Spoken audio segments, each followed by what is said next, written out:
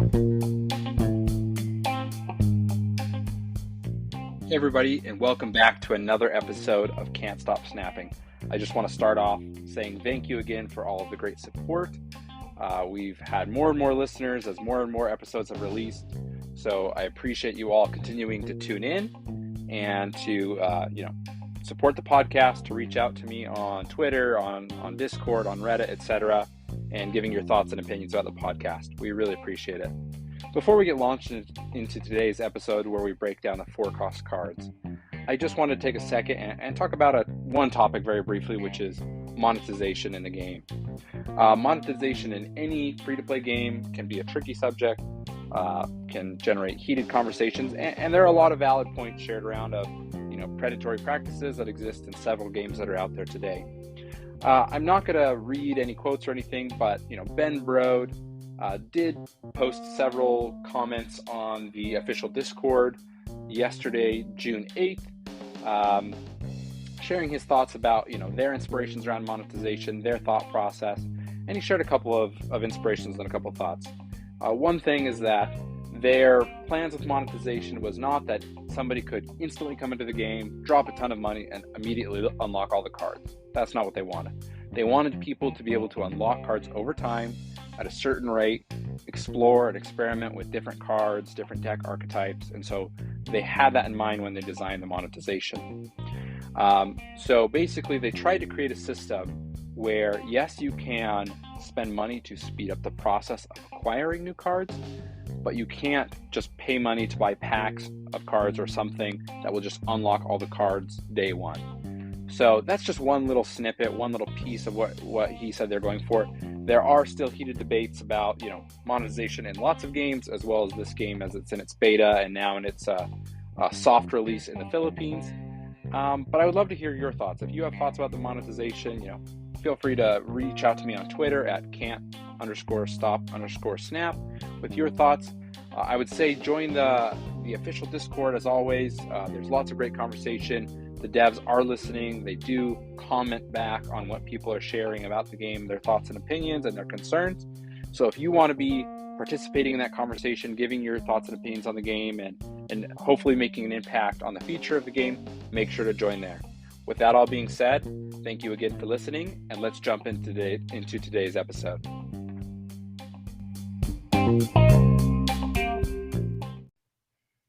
Hey listeners, we are back with another episode in our series of breaking down all of the Marvel Snap cards in the beta right now. We are here with the episode covering the 4-cost cards, and I'm joined by another great co-host today. Blayde is joining me. Blayde has been putting out content on YouTube ever since the beta came out and has been creating some great stuff, tutorials and explanations of stuff about the game.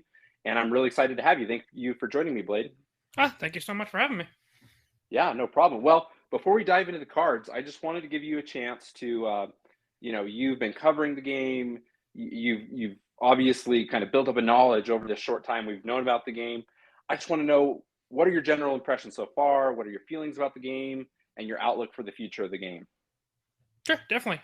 So honestly, at first, when I was watching the reveal, there's the obvious initial level of hype, both because I love card games, so seeing a new card game is always exciting, but also I wouldn't call myself a hardcore like Marvel Comics fan, but Marvel IP in general, big fan. So seeing the two of those come together is always super exciting. As some of the reveals were being released, I had a lot of questions just because 12 card decks is a pretty huge departure from typical card game scenarios. The locations is a nice fresh take on things. But as I've played and learned and watched more and more, I think it makes just so much sense, and it's been so incredible to play so far. It makes deck building so simple. You don't have to deal with duplicate cards. The location adds enough variance and exciting moments to where games don't feel the same every time. I really think they hit like the perfect card game formula, which is a big thing to say, I know. Oh yeah, I mean, 100%. And I couldn't agree more with many of the things you said. I mean, they've obviously been working on this game for several years before they've really let the public know about it. And you can just kind of tell they've they've hit something, they've hit gold, and they've kind of figured out a nice blend of features of gameplay, of strategy, etc. And a lot of people are excited about it. Well, awesome. Thank you for sharing that. So we're going to dive in here. We're going to follow the similar format we've been following on the last few episodes. So, we will go through. I will give you the title of the card. I will give you the cost and the power level, and I will read the description. And then we will break down each card, give our thoughts, give our impressions. There may be cards, we focus on more than others just based on the play we're seeing so far or the theory crafting we may have, but we will get started here. So the first 4-cost card is Crossbones. Crossbones is a 4-cost, 8-power card, and his ability reads, you can only play this at locations where you have more power than your opponent. My first impression of this card, Blayde, is I think it's, it's not the craziest effect we've seen, but an 8 power drop for a 4 cost isn't anything to shy away from, and I think this is a pretty decent card. What are your thoughts? Yeah, I mean, I think it's going to be one of those things where I would probably have to just give it kind of an average rating. Obviously, the cost to power ratio is solid, but being that you have to have more power than your opponent there, it's kind of a win more card. And it's the way that a lot of the games play out is a lot of bluffing of I may look like I'm weaker than you at a location when really I'm setting up a power play. Whereas Crossbones, you don't really have that opportunity. So I don't think he's bad. I just think he's going to kind of wind up being fair, which is crazy to say for that cost of power. No, that makes a lot of sense. I mean, it could be like you're saying, like you've already played several cards there, and that's the reason you're ahead. And then playing him there may be overcommitting, right? Mhm. You never know. So that makes a lot of sense. Well, continuing on here, we have Crystal. Crystal is a 4-cost, 4-power card, and her ability is on reveal, shuffle your hand into your deck and draw 3 cards. Obviously, you kind of already pointed out, we're kind of in this crazy departure, 12 card decks, right? So this is allowing you to put your hand into your deck and draw, what would be 25% of your total original deck. So just right there, it's very interesting to me because we don't see a ton of draw in this game just because of, there's only, you already draw 9 of the 12 cards to start with throughout the game if you go Mhm. all the way to round 6. So what are your thoughts about the draw and kind of the mechanic Crystal has going? I've actually never seen her played in game, but I think she's actually quite solid. The obvious implication would be in something like the Nova Carnage type decks, where you're playing a pretty heavy mass of 1 and 2 drops, where you can probably empty your hand pretty quickly. So Crystal can allow you to refuel if you're empty, but on top of that, her being able to draw your additional 3 cards means you can see your entire deck every game outside of opponent interference. So one of the only weaknesses of like that Carnage Nova deck is if they don't draw Nova mainly or one of the other combo pieces. Whereas Crystal can kind of make sure that that happens. And while that Nova deck may get balance adjustments at some point, I'm sure that there's going to be other cards that kind of just flood the board super quickly. And Crystal would be a great way to refuel and keep that strategy going. Yeah, no, I couldn't agree more. That makes a lot of sense. Well, continuing on here, we go to Dracula. Dracula is a 4-cost, 0-power card. After the final turn, discard a card from your hand. This has its power. I'm not sure if I've seen this one played, so I don't know. Most of the discard in this game, correct me if I'm wrong, if you've seen differently with this card, normally has been random. So I don't Mhm. know if this is a random card or a chosen card from your hand. I want to say it's random, uh, which does limit your control a little bit because you obviously want to whittle down your hand to have that extra card to play from your hand, um, so that you can get this power. So I'm not sure. I mean, I don't know how easily it will be to play into this strategy.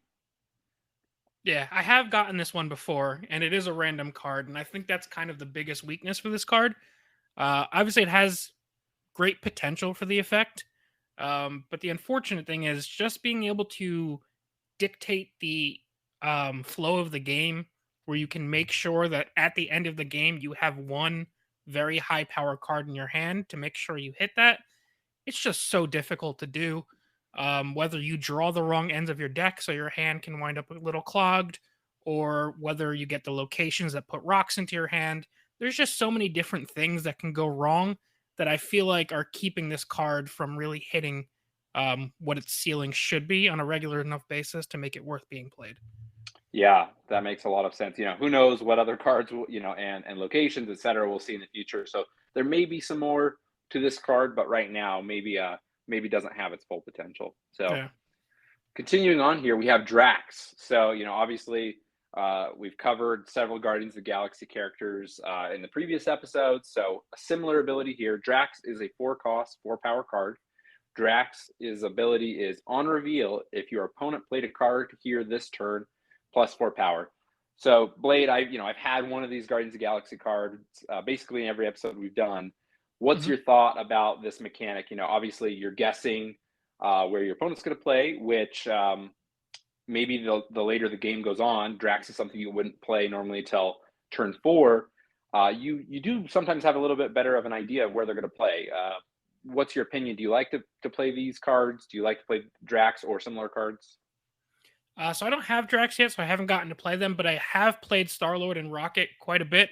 I do like the mechanic that the Guardians have, just because while on the surface it may seem somewhat random, there's usually clues that your opponent can give you outside of the obvious clues of like if they play Hawkeye on a turn, they're probably going to play in that lane the turn after.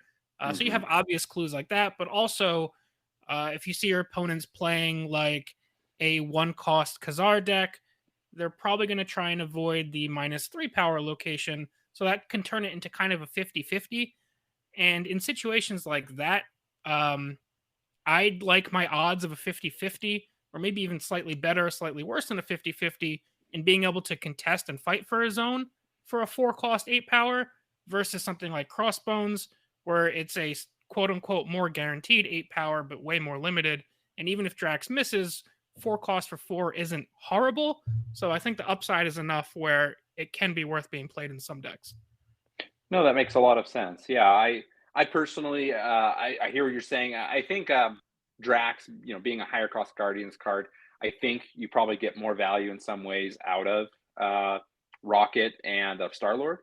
but we'll just have to see, how things go later on as more people unlock Drax.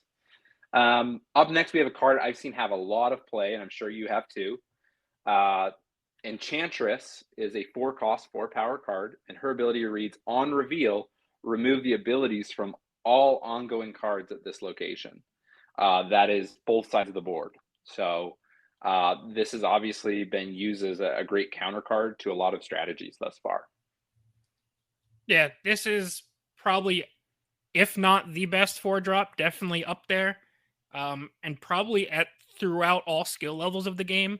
Early on, when you're first starting playing, the best card that basically every player has to begin with is Iron Man, and that's kind of the linchpin of many decks as you're starting out until you start unlocking Enchantress. Iron Man, Ant Man, the Devil Dinosaur. There's so many strategies right now that rely on ongoing effects, and Enchantress can kind of just be a 1 card I win in a lot of situations. And again, like even same kind of with Drax, where if you happen to miss or your opponent doesn't play ongoing cards, 4 cost for 4 isn't horrible. And the fact that she can just flat out win games is worth a slot in many, many decks. Yeah, yeah, I agreed. I've seen her utilized, like you're saying, in those exact scenarios to counter some of those cards that are seeing a lot of use right now. And I think, you know, for the foreseeable future, she will be an include in most decks going forward. So um, up next, we have Jubilee. Jubilee is a 4-cost, 1-power card, and Jubilee's ability reads on reveal, play the top card of your deck at this location. Not sure if I have a strong opinion either way yet of Jubilee. I haven't seen a ton of people in the streams I've been following play with Jubilee. I don't know what do you think? Jubilee good, bad, middling? I think Jubilee is a card that needs more support before it can see play. It's kind of similar to Dracula right now, where if you hit a good card on top, obviously 4 costs for that is pretty awesome. Uh, but there's also more than likely going to be some 1 and 2 costs that aren't going to be that worth it. If we get some more cards in the future where you can draw targeted cards out of your deck, let's say filter out your 1 and 2 drops, maybe flat out destroy the 2 drops from your deck, to where you can filter out to just being your 5 and 6 cost cards. I think at that point, Jubilee will see a lot more play. I just think needs a bit more support first. Yeah, that makes sense. Maybe it's just a not fully formed architect, right? Yeah, Yeah. archetype. Yeah, so.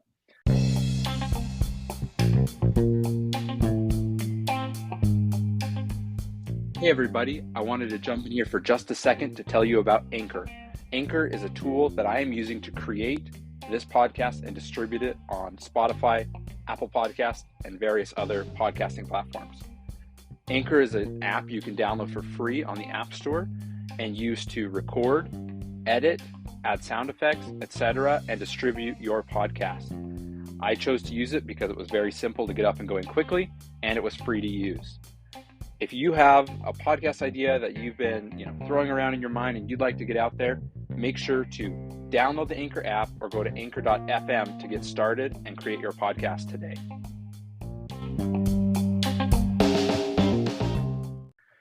Well, up next is another card that you've already mentioned a little bit that I've seen played a lot as well is Khazar. And Khazar is a 4-cost. I hope I'm saying that right. Khazar, do you pronounce it differently? I say Khazar as well, yeah. Okay, cool. It's just one of those ones I'm like, it could be Khazar. Or, anyway, Khazar is 4 cost, 5 power, and Khazar's ability is ongoing. Your 1-cost cards have +1 power. So, yeah, I mean, you've already talked a little bit about it. For a strategy where you're kind of filling the board with a lot of low-cost cards from your deck or cards you've generated, like Squirrel Girl, right? Things like that. You can add kind of that +1 across a lot of the board, similar to Blue Marvel. Obviously, Blue Marvel is all cards, but, you could get some decent power spread across the entire board with Khazar. Yeah, definitely. And I think Khazar is one of those cards that, kind of similar to Enchantress, is going to kind of just be good at all skill levels, both because Khazar fits into a lot of popular strategies right now, but also I think Khazar is one of the best cards at playing around random locations. When you think about a lot of the disruptive locations, it's adding rocks to your deck. Rocks are 1-cost cards. There's the one that adds 2 raptors to each side. They're 1-cost cards. The -2 ninja is a 1-cost card. Central Park, obviously, the squirrels are 1-cost cards. So those are supposed to be locations that are detriments to both players, and just having Khazar in your deck makes you have that much more of an advantage over your opponent, because now all of those cards that are supposed to be detriments, I won't quite call them strengths, but they are a lot less bad for you by having Khazar in your deck. Yeah, exactly. Yeah, I mean, it's less bad for you than it is for your opponent if you've got Khazar in the wings. So makes a lot of sense, and so definitely can kind of play into some of the board strategies there. Up next, we have Mr. Negative. Mr. Negative is a 4-cost, 4-power card. His ability reads, on reveal, swap the power and cost of all cards in your deck. I'll just say, whether it's good or bad, we could all have different opinions. I think this is just a really fun ability, right? Obviously you can't play until turn 4, but and then you only have a couple turns left after that. But I think we could see some interesting combos with cards that are available now, but also obviously cards that get revealed down the lane. Yeah, I this is one of the cards that I'm most excited to mess around with when I have a better collection. I've only got him randomly and a lot. I think this is probably one of the worst cards you can get randomly, just because you're typically playing cards that have high power relative to their cost. However, if you were able to build a dedicated deck around Mr. Negative, having things like White Tiger or Arnim Zola, and there's a couple other cards that are 5 and 6 cost cards that have 0 or 1 power, being able to flip those into 0 and 1 cost cards with 5 and 6 power, and they're already very powerful effects. Even Dracula could be pretty solid in that scenario. Obviously, you need ways to draw all those cards and have all that stuff happen. But it's a card that I'm really excited to experiment with. I have no idea if it's going to wind up being good, but it's definitely one of the most interesting cards in the game, I think. Yeah, I think it'll be very fun to watch, just to see what people come up with as strategies around him. Up next is Namor. Namor's, we saw Namor kind of in some of the first streams put on by Second Dinner, and So we kind of all became familiar with him at the very beginning. Namor is a 4-cost, 5-power card. His ability reads ongoing, plus 5 power if this is your only card here. So if he's the only card at a location, you're getting a 4-cost, 10-power card, which is the highest one we've seen so far that can kind of, get to that level by itself. Yeah, and it's definitely a very strong card. I don't think that the speed of the meta thus far has really been quite conducive to Namor. I think Namor would really shine in a scenario where it's more mid-rangey and everybody just kind of playing on curve for the most part. There's a lot of heavy combo plays where you need to stack locations and combine effects, and Namor doesn't really shine in those scenarios. But he's definitely a solid card, great for things like Space Throne, where you can only have one card in that location. Um, I think he's a solid card right now that's going to get better if the meta ever shifts to a more on curve playstyle. Yeah, and obviously we're really just at the beginning of what will most likely be, years and years of support for this game, and so Mhm. it'll just be interesting to see him kind of come and go. And I agree with you. I think there will be times in the meta when he will be more used. So up next we have Omega Red. Omega Red is a 4-cost, 5-power card. His ability is ongoing if you're ahead by 10 power here, plus 4 to other locations. Um, right off the bat, I think this ties into something you've already stated today, right? There's a lot of bluffing into the strategy. Sometimes you want to look like you're losing at certain locations. You're not always up by 10 at a location by turn 4 when you could play this as the soonest, without any other lowering the cost or whatever.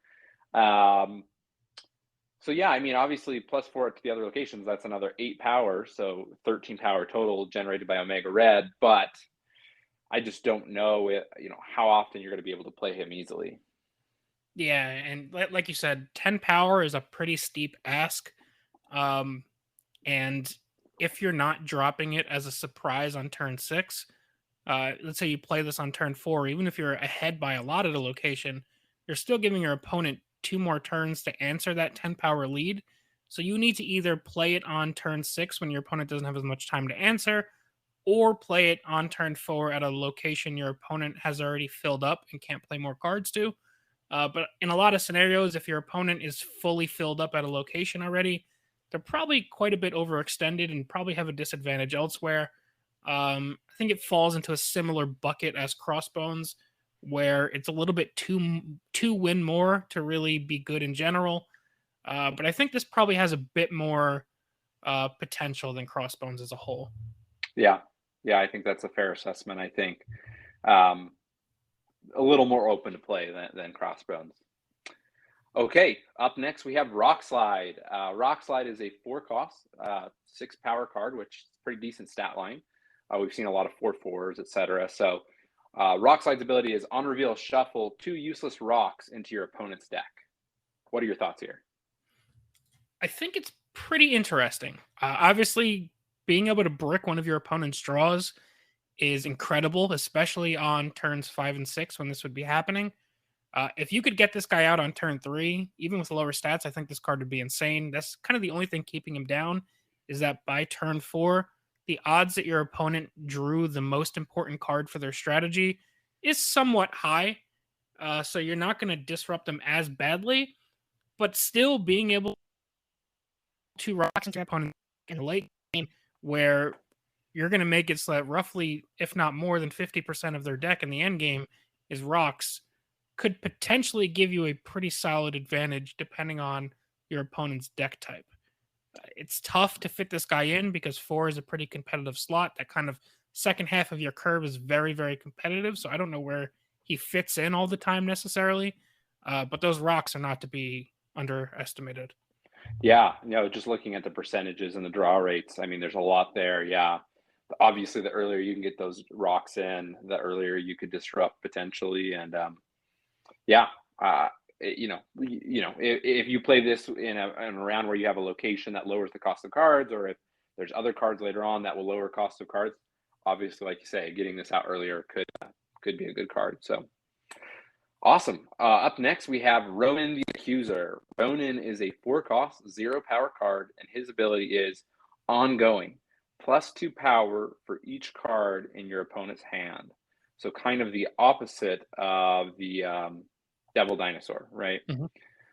So similar effect, higher cost though, uh, and you obviously have less control because it's your opponent's hand. Yeah, and I think for that reason alone, I would argue that at a minimum, the cost of Ronin and the Devil Dinosaur should be swapped. Obviously, with Devil Dinosaur, you have complete control over your hand, and things like Moon Girl, we've seen comboed quite often. You can control having your hand close to max at all times. Whereas Ronin, unless you're playing against the Devil Dinosaur deck, you can't really do much to keep Ronin powerful enough.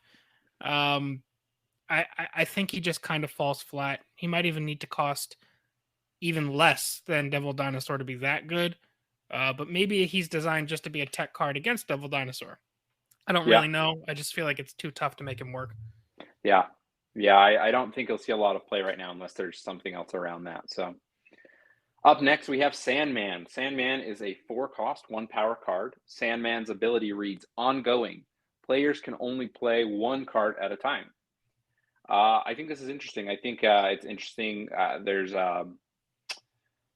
want to say there's a location that has a similar ability that limits players to playing only 1 card at a time, and or maybe I'm thinking of another card. But obviously can really slow the tempo of the game in the later turns. Obviously turn 5, you could play a 5 cost, turn 6, you could play 6 cost, but a lot of people in a lot of strategies, maybe you're playing a 2 and a 3 cost, right, on turn 6. And so this could limit some combos in the late game. Yeah, and I think that's definitely the point of Sandman because 4 power for or 4 cost for 1 power, you're almost skipping your turn 4, especially assuming your opponent is playing a roughly a 4 cost alongside your Sandman. So really, you're looking to Sandman to do kind of what Enchantress does to like Devil Dinosaur and Iron Man decks, most notably being like a Nova combo deck. If they haven't laid down their Nova in advance yet, you could maybe play Sandman to try and make them stretch out that Nova combo over turn 5 and turn 6, which makes them considerably weaker if they haven't already flooded the board. Sandman's going to be very meta dependent. In general, I think he is a little bit below average, but and I think in general, Professor X does a similar job better, but there's definitely going to be metas and times where Sandman can be incredible. Yeah, where he could be a very important block to have against certain types of decks. I agree. Up next is Shang-Chi. Shang-Chi is a 4 cost, 3 power card. His ability is on reveal, destroy all enemy cards at this location that have 9 or power. Want to ask you, Blayde, have you unlocked Shang-Chi and have you been able to pull this off and throw off your opponent in the last turn? I have not yet, but it seems like it would be incredibly fun. Yeah, It seems like another potential counter to things like Devil Dinosaur. And there's a couple other cards, things like people discarding what is it, Apocalypse, or that gets doubled when it gets discarded. There's a couple other really big, beefy endgame cards. So while in general it's not super common right now that a lot of cards are getting buffed to 9 or more, there are definitely times it happens, and I only imagine it's going to become more common. So this could be a incredible blowout card in the end game.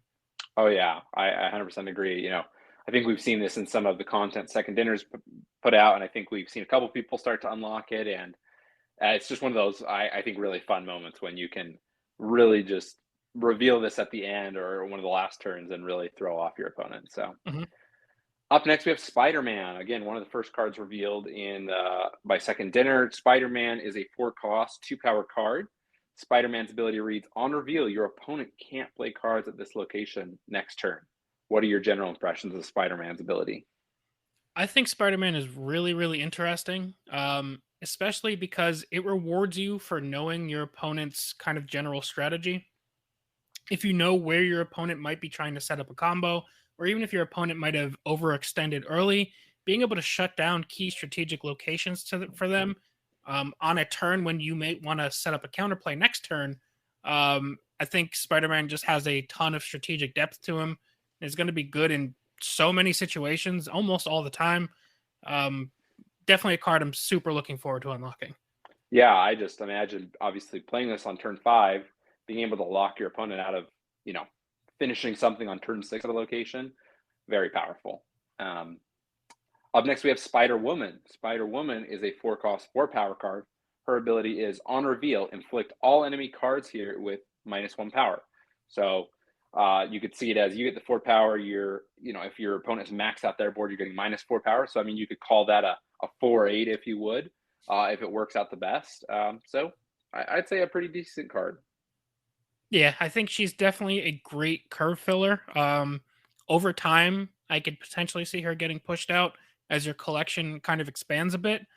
But just with Odin decks and just in general, a lot of players are going wide.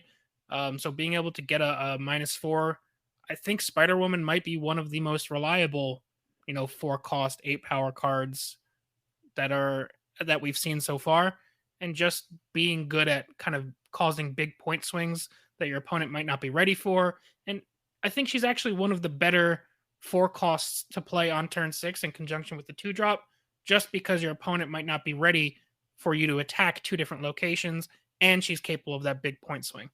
Yeah, yeah, definitely could throw a location at the very end. Agreed. Up next is Swordmaster. Swordmaster is a 4-cost 7-power card. His ability is on reveal, discard a card from your hand. I think this is one of the first, or maybe the second we've seen today that is a discard archetype. Have you been playing any discard decks at all? I don't quite have enough cards to really make it work quite yet. I have Wolverine, I do have Swordmaster now, I have Blayde. I just don't quite have enough to really make it work. But I will say that Swordmaster as a whole is probably the most common discard card that I've seen outside of Lady Sif. But Swordmaster is just one of those cards where, for the body in general, I'm seeing a lot of people play him even if they're not running discard decks, just because of the point value, and a lot of those decks can afford to give up the card. Yeah, no, that makes a lot of sense. Up next, we have the Thing. So, if you've been listening to the other episodes, every tier kind of has a non-ability card that just has descriptive text. That is the Thing for 4-cost cards. He is a 4-cost 6-power card. His descriptive text reads, "It's clobbering time." I've talked to other people on the other episodes of Blayde. Obviously, there are a couple of cards and locations that play into, buffing cards without abilities. But I don't think there's enough there right now to really create a solid archetype, unless obviously where we had the featured Washington D.C. location previously, which buffs cards without abilities. Unless we have that, I just don't think this is a card you're going to obviously play with long term. Yeah, I think that is his only purpose, is if Washington D.C. is the featured location and you want to, switch things up a little bit, smash a deck together of a bunch of cards like the Thing and in general, and just go have fun with it, and you'll have a great power swing at Washington D.C. But yeah, in general, he's cool, but those vanilla stats aren't enough to make it worth playing. Yep, agreed.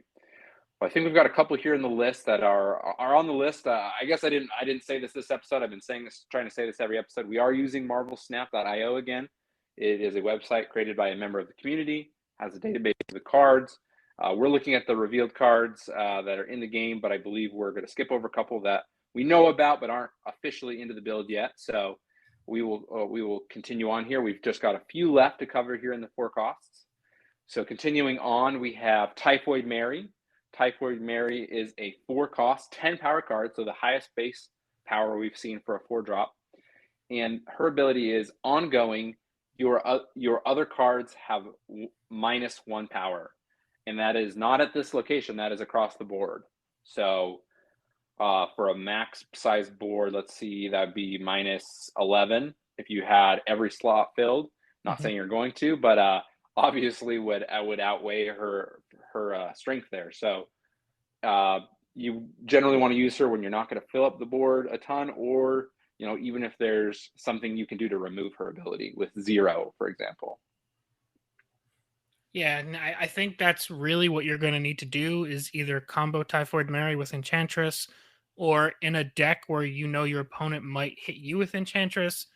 In general, I think the downside is a little bit too much to make her worth it. There's probably going to be ways in the future where you might be able to make it worth it.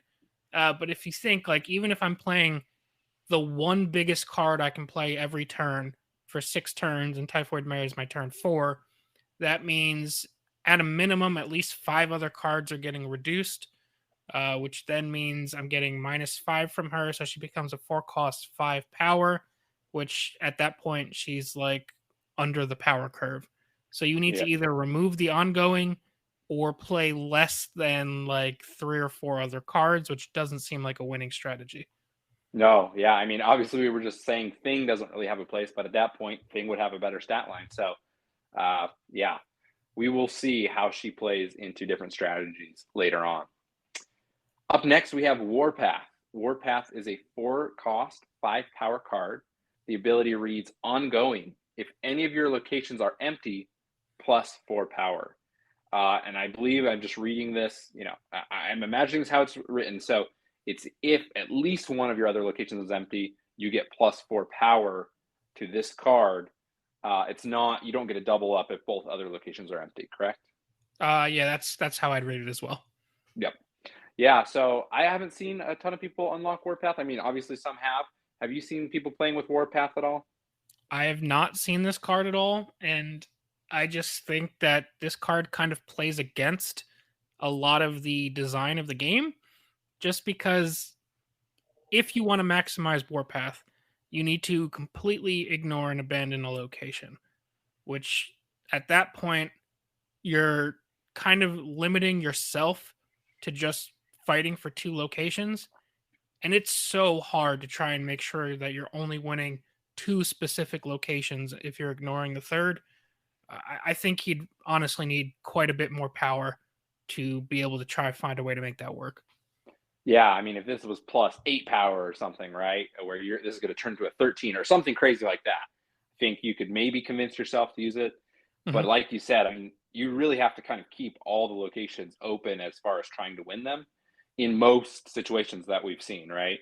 Yeah. And so if you're cutting yourself off, you're really just lowering your chances of winning in a lot of ways.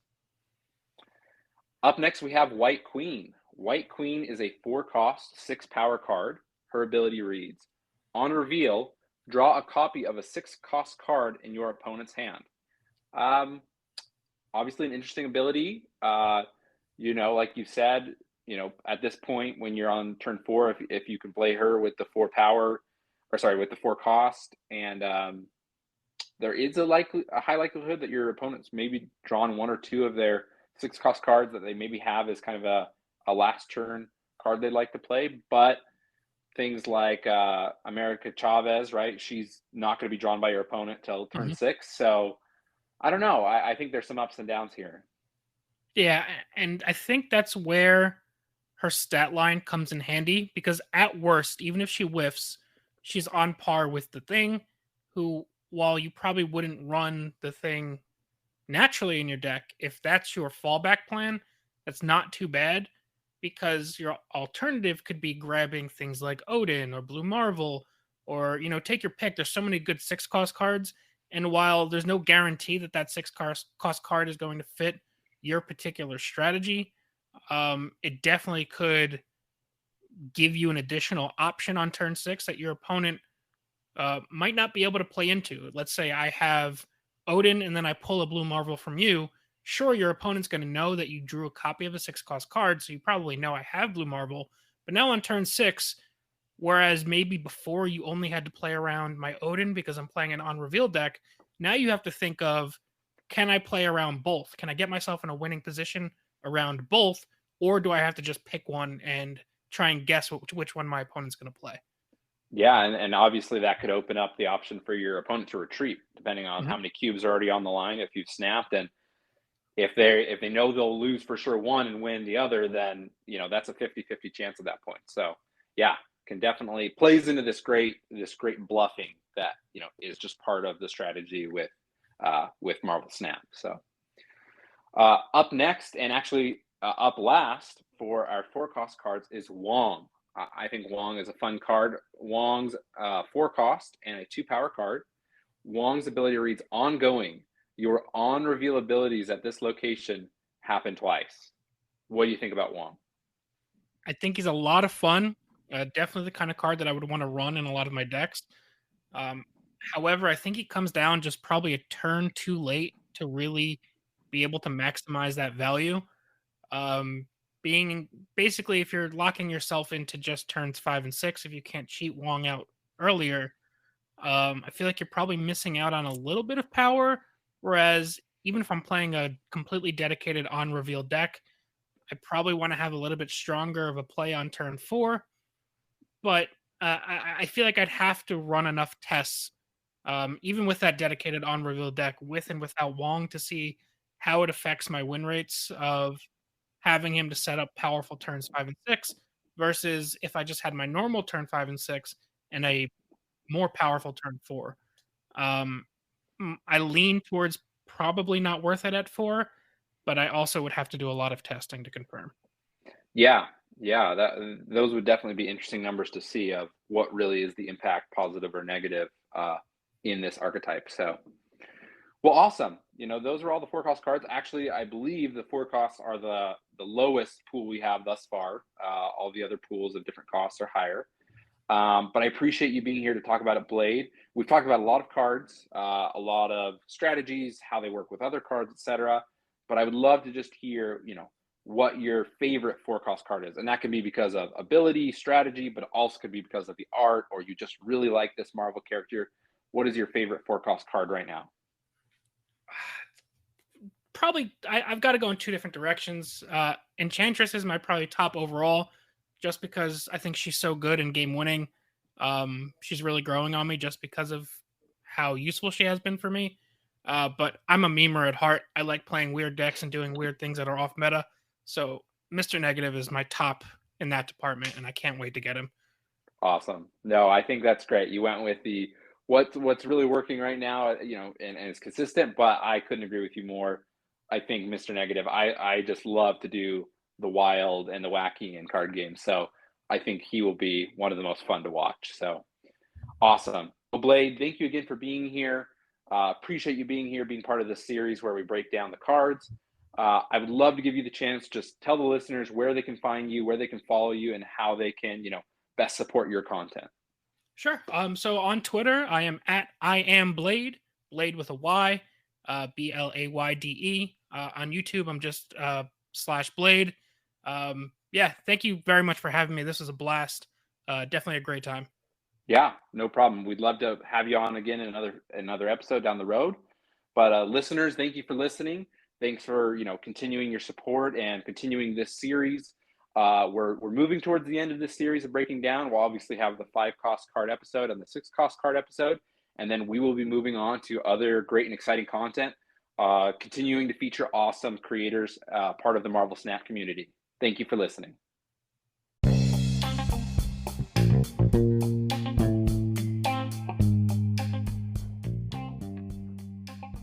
Can't Stop Snapping is a podcast written, produced, recorded, and hosted by Michael Thurman. Thanks for listening.